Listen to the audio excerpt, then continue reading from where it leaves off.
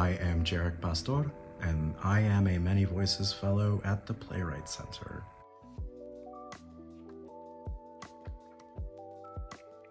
This second year feels a lot more decisive in terms of my approach. We're in this field that at its best is born out of community and presented for the benefits of community.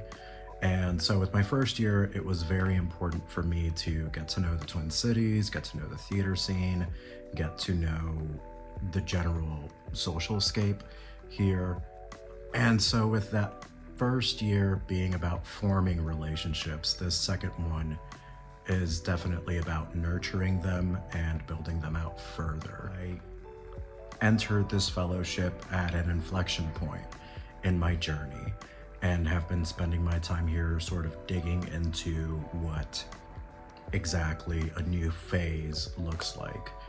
So the priority for this second year is absolutely to dig into this nascent material in collaboration with comrades I've met along the way.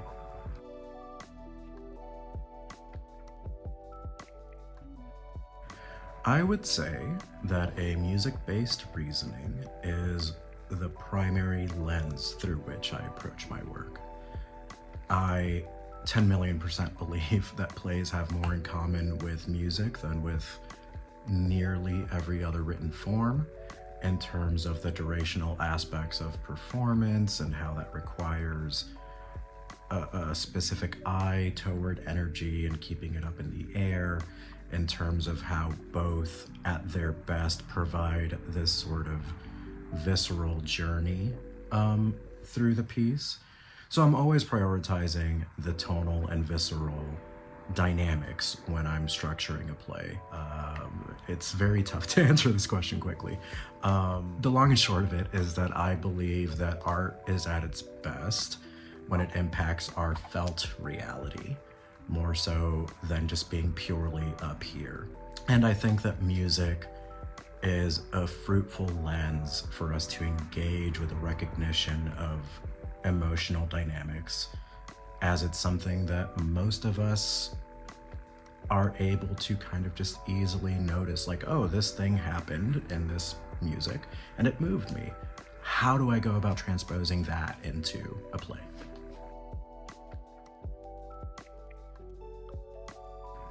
I think I'm still most taken by this one play of mine, Ward, which is the play that I workshopped through the Playwright Center my first year. It's this fever dream of a play where we spend time with this species that humans created to carry on our legacy, by which I, of course, mean the legacy of Western imperialism. And it's this very complicated play that I wanted to be as humorous as it is existentially nauseating. It's got all of these formal and technical complications in order to evoke it in the way I wanted to, and I was just very pleased to hear from collaborators that I had found success in what I was aiming for.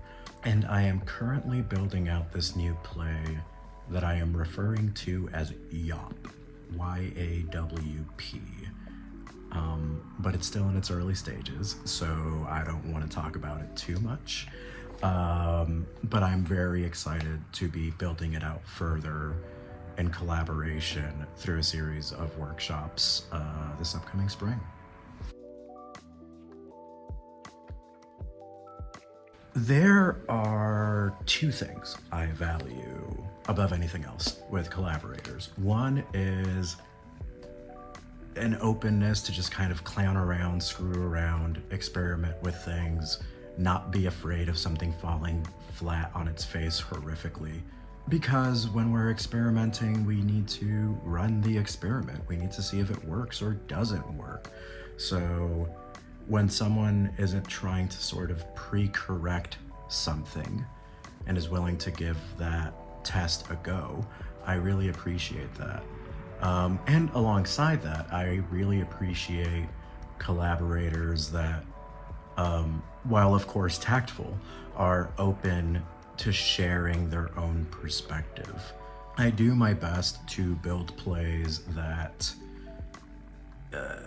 have as many entry points as possible, as many lenses as possible. So if someone has an idea that I didn't account for, but doesn't really make the thing I intended fall flat, then great. That goes toward building another entry point for people. And so I welcome that very much.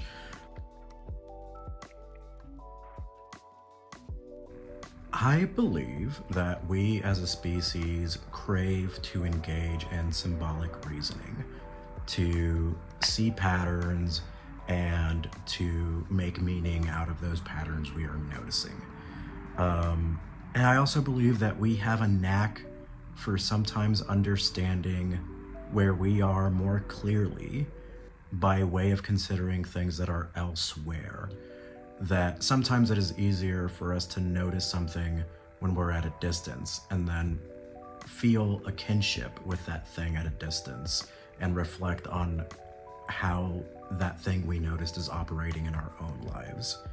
I consider it healthy and absolutely necessary to remind ourselves that the horizon of possibility remains open so long as we remain open to it and dream futures forward.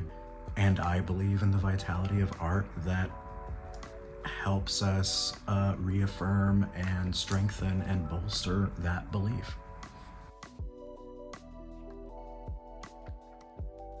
I like to be as slow as possible when I get time to rest. It is such a treat when I get a full day to just kind of putz around with nothing that is scheduled in a rigid way.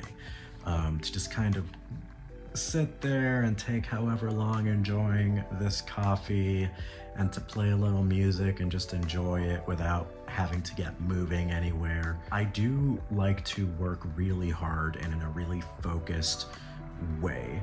And I feel like I find my balance with that by finding moments to just kind of melt for a minute. For recharging, I feel like it is slightly different for me. I feel like I do require